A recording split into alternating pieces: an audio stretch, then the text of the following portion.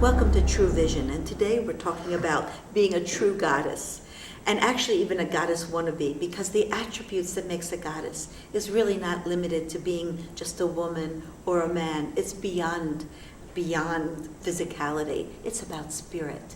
So we created something called the Great Mother Goddess Sleepover Party and Summit on the Future. And we've done various permutations around that. And we hope that you enjoy watching Goddess today.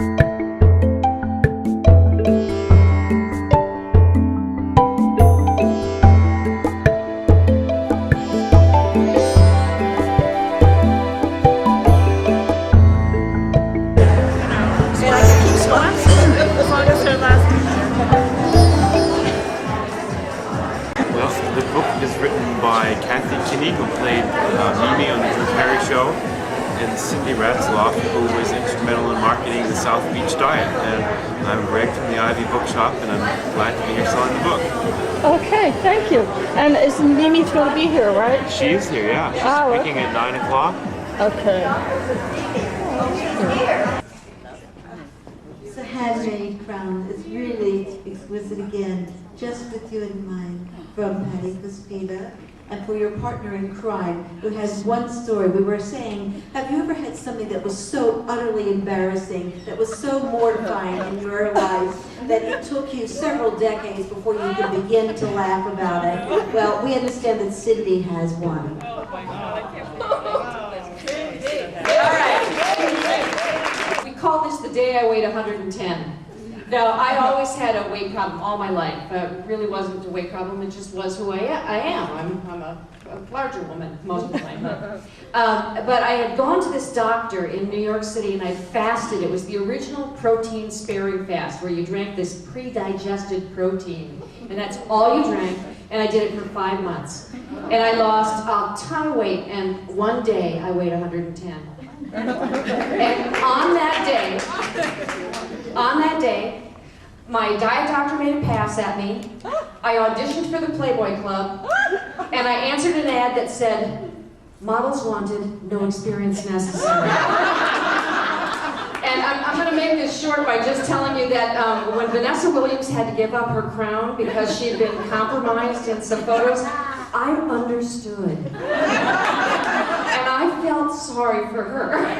And I understood how a woman can maybe just want to be pretty for just a moment and do stupid things and then never be able to be president. So that was the day that I weighed 110. I immediately left the photo session after realizing I had made an egregious error that I could never take back. Ate a hamburger, gained 50 pounds, and I was fine for the rest of my life. I hope you feel like you were really part of our Great Mother Goddess party. And I have a treat for you. Please stay tuned. Kathy Kinney is coming. Remember Mimi from Drew Carey? We had her live.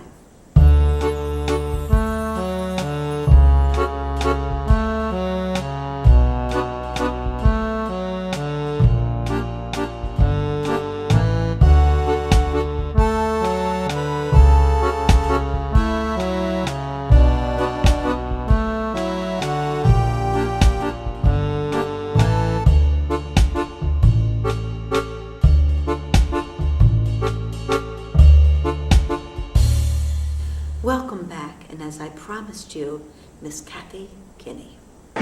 I think that truly the best thing about being on TV is that when people meet you in person, they just think you've lost a lot of weight.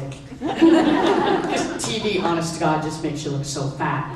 And that's why if you ever run into any of the actresses who play the ingenue things, they're the size of this. Because it's about the camera, the camera. So I haven't really lost any weight. I always did, but if you want to think I lost a lot of weight, go ahead. This is my best friend, Cindy Ratzlaff. That's her real name, Ratzlaff. People always ask her how to pronounce her name, and I say mice giggle and rats laugh. So that's how you know. And we've known each other since college. We're both from Wisconsin. And is there anybody else? Nobody else? Oh, okay, that's scary. But when I first got on the Drew Carey show, of course I didn't really plan on being an actress, and I was so thrilled when I first got on there. And then within the first couple of weeks of being on the show, I thought, oh my God, I have the most trite job in the entire world. This is so, I should be off with Mother Teresa in India, eating bad food and helping children, and then I'd lose all kinds of weight and it would be really great. And I go, no, that's not the point. You should be doing something really big and heavy and this and that. And I was kind of freaked because I was just on TV, which seemed so foolish. And someone had given me a book of inspirational stories, and I said, I'm going to open this book, and whatever story I point to, that's the one I need to hear. And I opened it, and it was a story about a woman whose son had been burned over 80% of his body. And every day she would come to visit him in the hospital, and she would come with a story about something that had happened to her that day, and she would make it into the best and funniest story she could. And not only did her son and all the other children around him, but all the nurses and the doctors would look forward to her visit every day. And the end of the story was, so God bless the comedy makers among us. And of course, by that time I was like, yeah, okay, I get it. That was my job. That I feel is still my job, is to be funny, because we need comedy. We need to laugh and smile. And I just want to thank you for inviting me. And of course, I dragged Cindy with me. But the reason that I'm here, and the reason that Cindy and I wrote the book, Queen of Your Own Life, the grown-up woman's guide to claiming happiness and getting the life you deserve, is because one night I went on the internet to find out why my feet were getting hot. Just my feet. Nothing else in my body, just my feet. Every night outside, they were just hot. And I went online, and what came up was site after site that said, now that you're a crone, you must go off by yourself and have a croning ceremony. And I thought, well, okay, maybe I don't know what a crone is. I've certainly heard women say, well, I'm looking forward to my crone years. And I thought, well, maybe I just don't understand. So I looked it up, and it meant exactly what I thought it meant. It's a derogatory term based on the French word carrion, which means dead flesh. And it's a hag, shrew, ugly old woman. And that wasn't enough for me. So I went on my computer, I went in my dictionary in Microsoft Word, and it said all those same things, but then the nail in the coffin was, it said, any woman over 40. And I thought, oh, okay, great. So I meet Cindy, we go off on this, I was telling someone before, we both have men in our lives who either don't like to travel or they don't like to travel with us. We're not sure. And so I like to say that I've been to some of the most romantic cities in the world with Cindy. And that year we saved our money and we were meeting in Prague, which was beautiful. It was December, that was the only time I could go. So we're in Prague, it's December, we meet up, we're at this restaurant, we're looking across the river at the castle over on the hill, and I give her the bad news, and I say, hey, we're crones. And she's like, oh, that's right, we're cronies. And I'm like, no, that's men with beer in a boat. Okay? We're crones.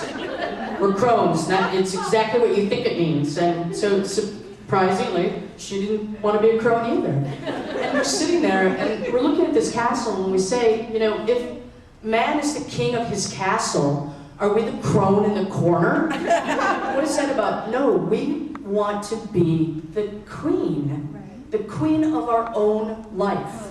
Because we thought, you know, we're at the midpoint of our lives. And what was science and technology? We're going to live to be very old. And for the last half of our lives, we did not want to be known as crones. We did not want to be known as the ones with the dead flesh over in the corner. And so we thought, okay, we're going to have a crowning ceremony together.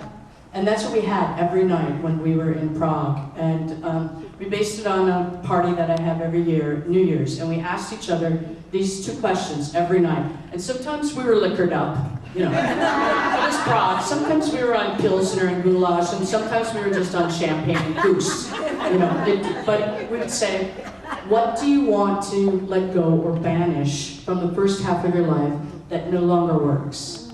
And what do you want to keep that's still working? And we asked each other that every night until we purged it. And what we wanted to banish was feelings of low self-esteem, feelings of not being enough, feelings of not being loved or lovable, and high spiky heels. Wasn't she special? You know, Kathy Kinney reminds us that beauty comes totally from within.